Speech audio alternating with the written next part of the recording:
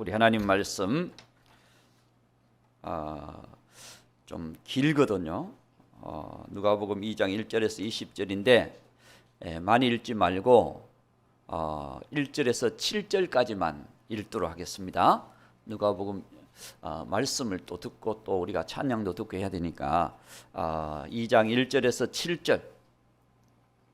그때에 가이사 아구스도가 영을 내려 천하로 다 호적하라 하였으니 이 호적은 구레노가 수리아 총독이 되었을 때에 처음 한 것이라. 모든 사람이 호적하러 각각 고향으로 돌아가매 요셉도 다윗의 집 족속이므로 갈릴리 나사렛 동네에서 유대를 향하여 베들레헴이라 하는 다윗의 동네로 그 약혼한 마리아와 함께 호적하러 올라가니 마리아가 이미 잉태하였더라. 거기 있을 그때에 해산할 날이 차서 첫 아들을 낳아 강보로 사서 구유에 누였으니 이는 여관에 있을 곳이 없음이러라. 아멘. 오늘 우리 누가복음 2장에 있는 말씀, 또 마태복음 1장 2장에 있는 말씀, 누가복음 1장에 있는 말씀, 이런 내용들을 통해서 성탄을 맞이한 사람들, 여러분, 우리가 예수님이 다시 오신다면 예수님을 맞이하는 사람들이 돼야 되잖아요. 예수님 오시는 것도 모르고 그냥 다른 사람 다 맞이했는데 오셨나 안 오셨나도 모를 정도면은 잠자는 신앙이 되고, 깨어있는 신앙은 언제든지 주님을 만날 수 있는 그런 신앙이 되게 될 줄로 믿습니다. 그래서 오늘 우리는 성탄을 맞이한 사람들, 성탄을 맞이하는 축복이 있기를 바랍니다. 성탄은요, 인류 최대의 사건이고 최고의 사건이고, 하나님이 온 인류를 위해서 계획하시고 또 섭리하시고 하나님께서 이루어 주신 그런 사건이 바로 성탄, 예수님이 이 땅에 오신 사건입니다. 그래서 우리 예수님이 오신 이 사건을 우리가 늘 찬양하며 기쁘다 구주 오셨네가 성탄절 날만 부르는 찬양이 아니라 여러분들 삶 속에서 계속 우리가 기쁘다 구주 오셨네 주님을 찬양해야 될 것입니다. 우리 구주 나신 날, 그것도 그냥 계속 찬양해야 돼. 계속 할렐루야. 오늘 우리의 찬양이 계속 주님이 나를 위해 오셨고 나를 구원하러 오셨고 주님께서 그 말씀하신 사건이 이루어진 날이다 라고 하는 것입니다. 그래서 오늘 우리는 말씀을 통해서 어떤 사람이 과연 예수님이 오셨을 때 만났을까? 어떤 할아버지 한 분이 계셨어요. 할아버지가 뭐 한두 분이겠습니까만은 이 할아버지는 참 착한 할아버지예요. 착한 할아버지고 그리고 말씀대로 살려고 성실하게 산 사람이에요. 성실하게. 어느 해 성탄절 전날 밤에 꿈을 꿨어요. 꿈에 예수님이 나타나신 거예요. 예수님 나타났다 그래도 별로 안 좋아하시는 것 같은데 예수님이 나타나셨어요. 예수님 나타나셔서 하시는 말씀이 내일 내가 너에게 찾아가서 너를 만나주리라. 만나주겠다는데, 그래서 이 할아버지는 생생한 꿈을 꾸고 그 음성을 듣고는 아침에 성탄절 아침에 일찍 탁 일어나서 옷을 세수도 하고 단장하고 예수님을 만날 준비를 하기 시작했습니다. 그리고 분위기도 청소도 좀 하고, 그리고 난로도 피워서 거기에 커피 주전자에 뜨거운 물을 올려서 예수님 오시면 차도 대접하고 이제 케이크 빵도 준비하고 이렇게 해서 예수님 대접하려고 준비를 분주하게 하면서 콧노래를 기쁘다 구주 오셨네, 할렐루야, 콧노래를 부르면서 정말 예수님 맞이할 기쁨에 가득 차 있었습니다. 그런데 이제 다 준비를 해놓고 예수님 오시기를 기다리고 있었는데 예수님이 안 오시는 거예요. 10시에도 안 오시고 11시에도 안 오시고, 그리고 왜 예수님이 오신다 그랬는데 안 오실까? 그래서 밖을 보니까 거리를 그 청소하는 청소부 아저씨가 열심히 추운 날씨에 청소를 하고 있었습니다.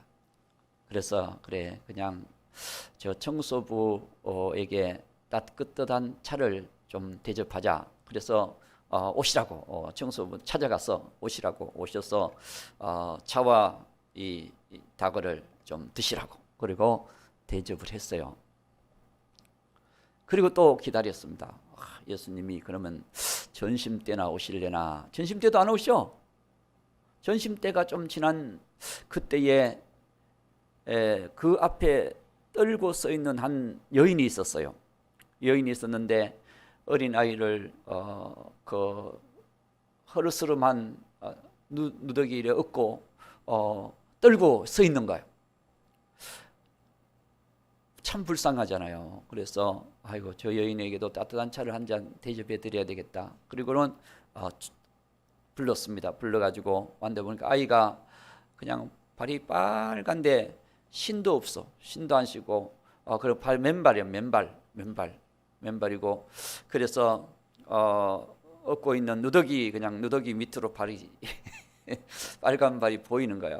참 불쌍하잖아요. 그래서 따뜻한 차를 대접하면서 아이고, 추운데 왜 이렇게 나와 있냐고 그러면서 대접하고, 빵도 또 대접하고, 그러면서 집에 조그만 신발이 하나 있다는 그 생각이 나서 가서 그걸 가지고 와서 아이에게 신겨보니까 딱 맞아.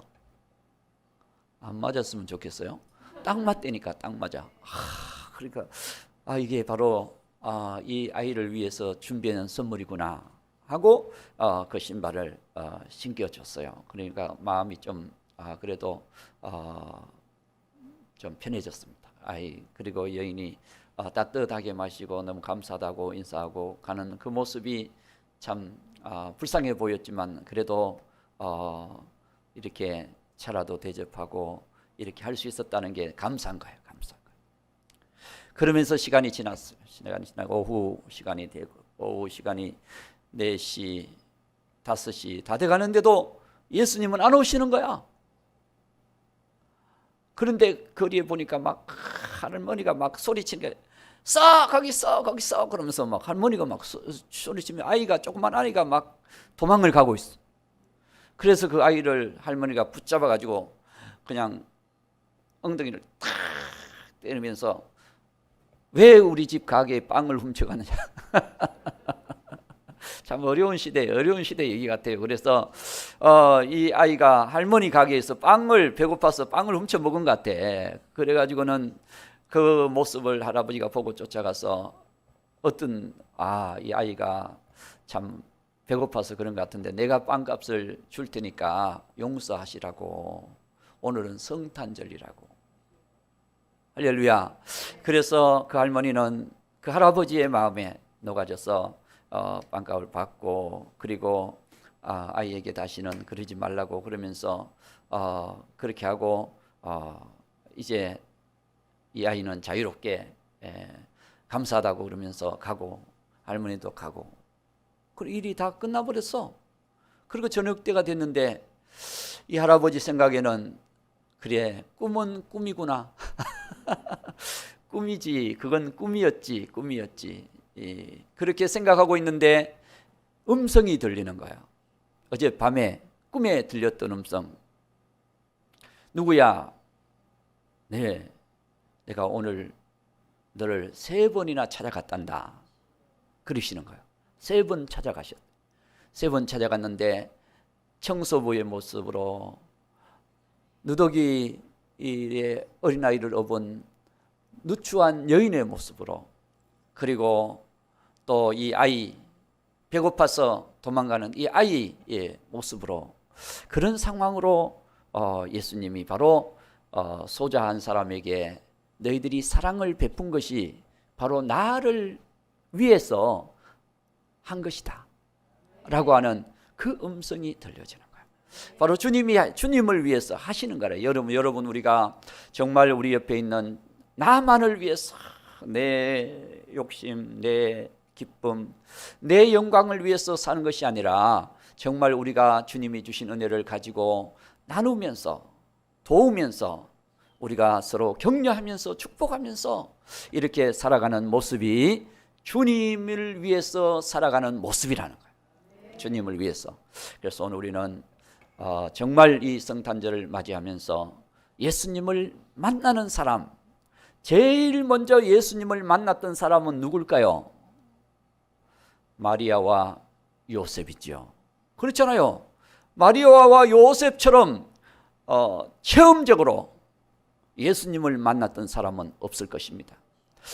그러면 그 사람들은 어떻게 해서 예수님을 그렇게 이 땅에 오시는 일에 주역으로 쓰임받으면서 주님을 위해서 그들이 그렇게 될 수 있었을까요?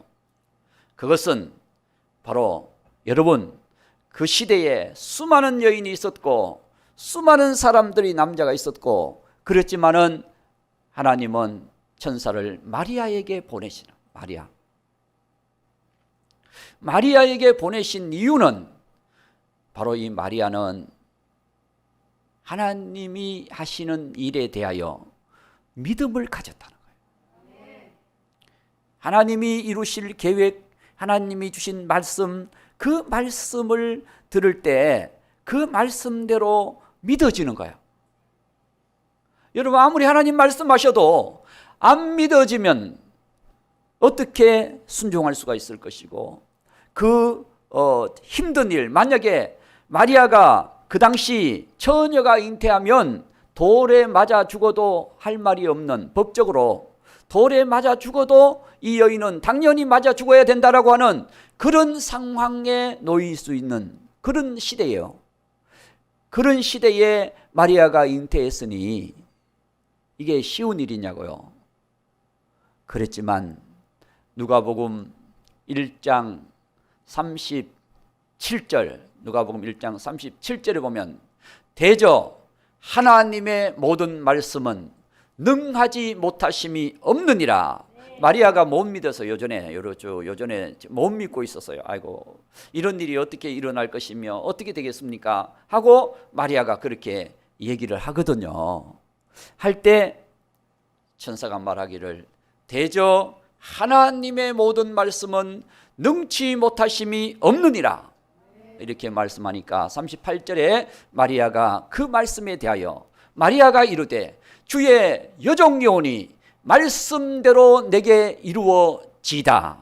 여러분, 하나님이 이 하시는 하나님의 말씀은 병든 자도 고치시고, 하나님의 말씀은 귀신도 물리치시고, 하나님의 말씀은 바다도 잔잔케 하고, 하나님의 말씀은 천지를 창조하기도 하시며, 하나님의 말씀은 능하지 못하심이 없는 줄로 믿습니다. 그 믿음을 마리아가 갖고 있었습니다. 자기의 환경이 어떤 어려움에 있다 할지라도 하나님 말씀대로 될 줄 저는 믿습니다. 그런 믿음을 가진 수많은 여인 중에서 그 믿음을 가진 마리아에게 하나님께서 천사를 보내서 예수님을 탄생하게 할 수 있는 주역이 되게 하시는 거예요. 배 아프십니까? 할렐루야! 이런 놀라운 은혜. 자, 그렇다면 마리아는 이제 성령으로 잉태가 됐어요. 잉태가 됐는데 중요한 것은 누가, 이 마리아를 보호해 줄 수 있는 사람이 요셉인데, 요셉이 보니까 마리아가 아이를 뱄단 말이에요. 아이를 뱄으니까 요셉은 어떻게 생각할까? 마태복음 1장 18절에 보면 요셉은 이 마리아를 딱 보면서 아니, 저 여인이 누구를 만나서 저게 아기를 뱄나 생각해가지고는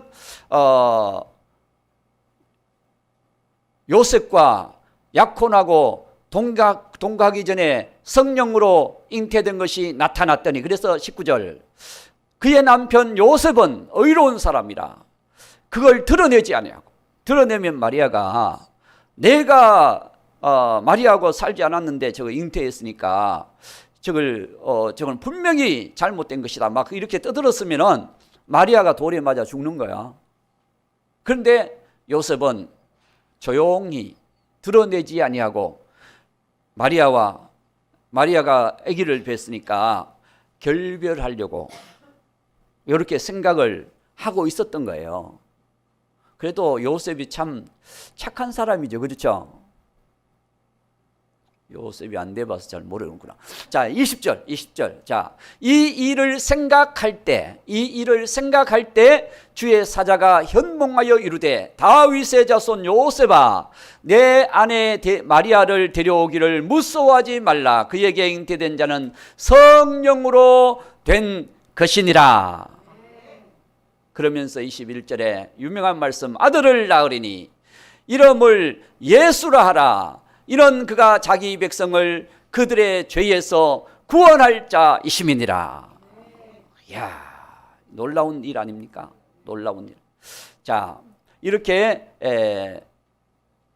요셉이 들었어요.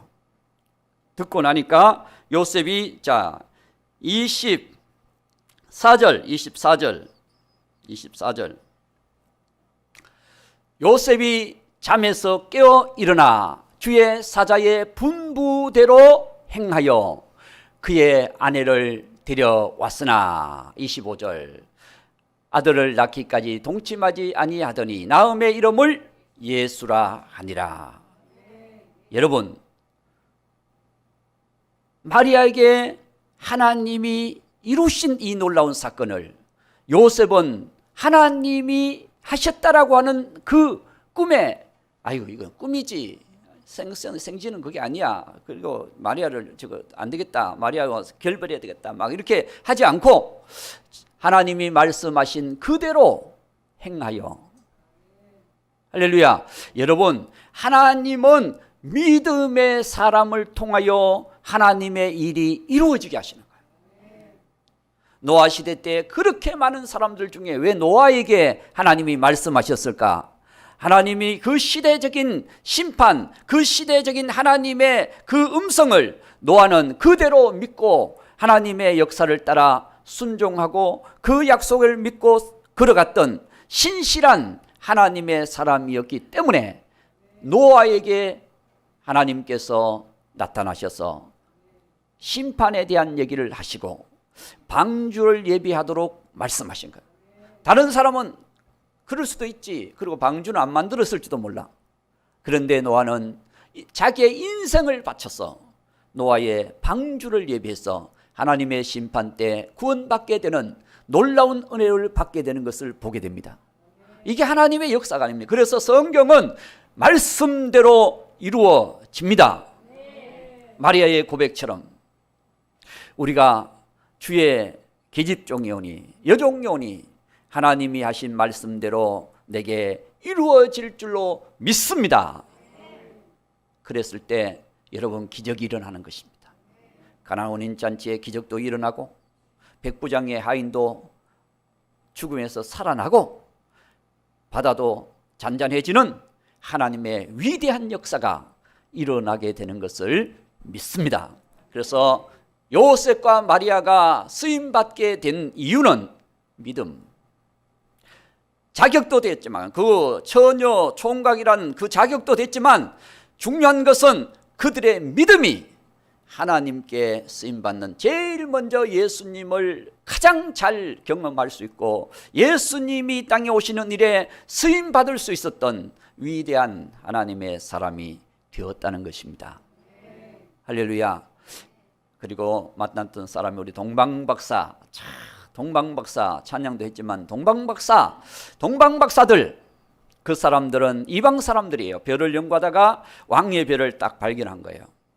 왕의 별을 발견했으면 이 시대에 저런 별도 나타나는구나, 어딘가 왕이 나타나셨겠구나, 야, 참 이 시대도 좋은 시대가 되겠구나, 이렇게 하고 그냥 생각으로 그쳐버린 게 아니라 이 사람들은 그 왕의 별을 보고 왕에게 드릴 예물을 준비하고 황금과 유향과 몰약을 준비해서 어디서 나셨는지도 모르는, 그들이 어디서 났는지 모르잖아요.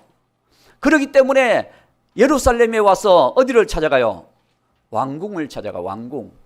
그렇죠. 왕궁을 찾아갔어요. 왕궁에 찾아가서 헤롯 왕을, 그 당시 로마가 지배하는 헤롯 왕을 찾아가서 이 땅에 왕이 태어났는데, 별을 우리가 연구하다가 왕이 태어났는데 왕이 어디서 태어났습니까? 어디 계십니까? 하고 이 동방박사들이 얘기를 해요.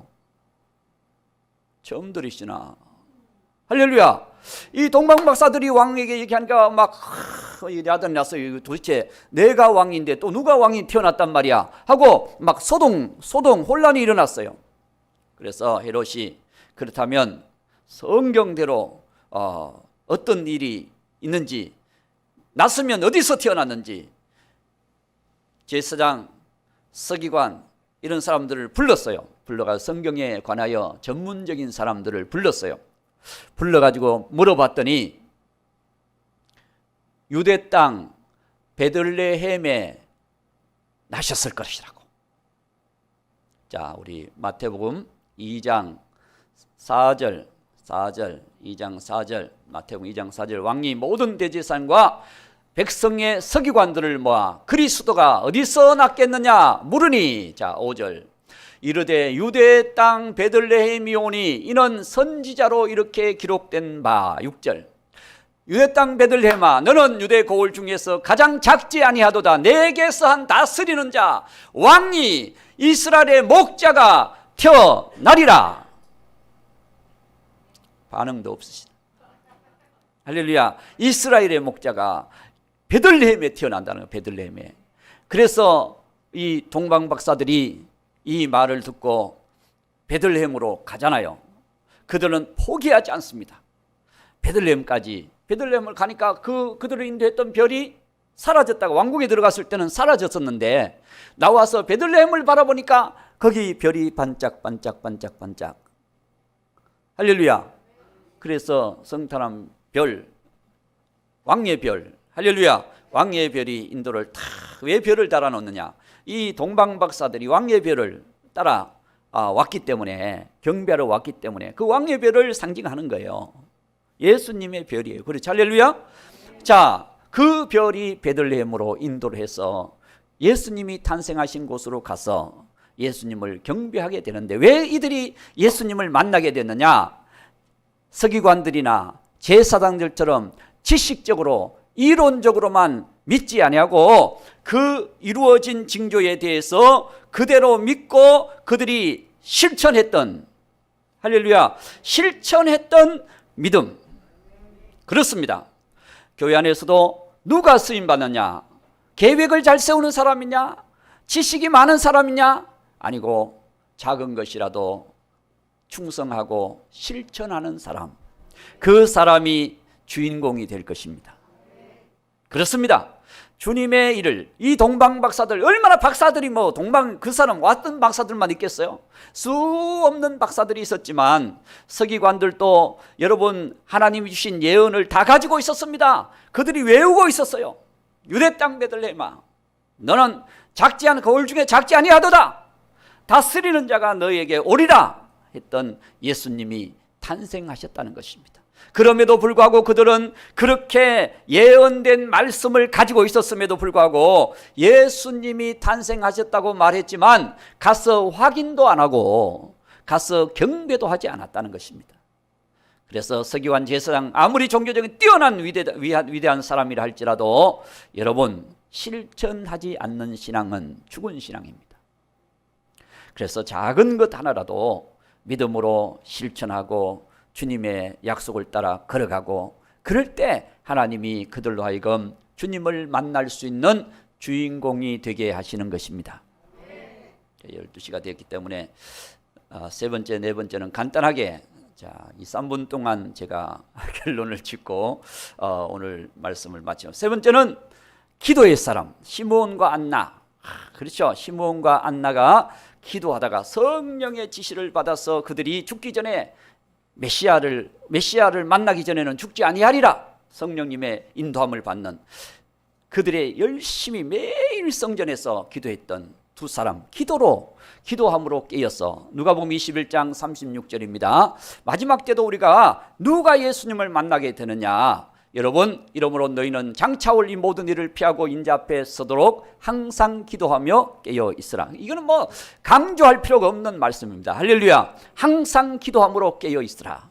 그 주님을 만나게 되리라. 그리고 네 번째는 이제 목자들, 지경의 목자들에게 천사들이 나타나서 소식을 전하잖아요. 누가복음 2장 10절에 보면 천사가, 그죠? 8절부터 봅시다. 8절, 그 지역의 목자들이 밤에 밖에서 자기 양떼를 지키더니 이 목자들이 천사의 소식을 듣고 그 내용 속에 이제 예수님이 탄생한 놀라운 소식, 온 백성에게 미칠 큰 기쁨의 좋은 소식, 오늘날 다윗의 동네에 너희를 위하여 구주가 나셨다고 하는 그리스도라고 하는 소식을 이 목자들에게 전합니다. 목자들이 들어야 증거하지요. 할렐루야. 이 목자들은 지경의 목자들.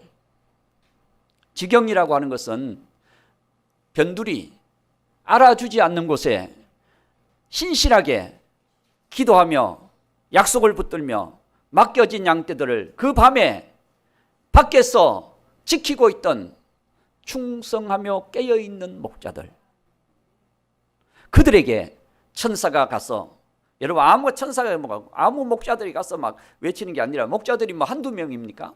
그 지경에 깨어있는 목자들에게 가서 예수님의 탄생의 소식을 전함으로 이 목자들이 예수님께 가서 경배하게 되는 이 놀라운 역사, 여러분 기억하시기 바랍니다. 그렇습니다. 오늘 우리는 누가 알아준다고 해서 믿음으로 살아가고, 안 알아준다고 해서 믿음이 약해지고, 그런 믿음이 아니라 오늘 우리에 있는 자리에서 늘 깨어 주님의 약속을 붙들고 주님 오심을 바라보고 우리 주님을 사모할 때 주님께서 만나주시는 위대한 역사, 주님께서 소식을 전해주시고 만나주시고 주님께서 이끌어주시는 하나님의 위대한 역사가 있게 될 줄로 믿습니다. 이 우리의 성탄절을 맞이해서 예수님을 맞이했던 이 놀라운 사람들, 믿음의 사람들, 실천하는 사람들, 기도의 사람들, 깨어 자기의 맡겨진 일에 충성하던 사람들, 그 사람들에게 주님이 나타나셔서 그 주님을 천사들을 통하여, 말씀을 통하여 그들이 주를 맞이하고 경배할 수 있게 됐던 이 놀라운 역사를, 여러분 이건 하나님의 역사입니다. 할렐루야. 하나님의 놀라운 역사가 오늘 이들에게 있었던 것처럼 이 마지막 시대를 살아가는 우리들에게 주의 은혜가 있기를 주님의 이름으로 축복합니다.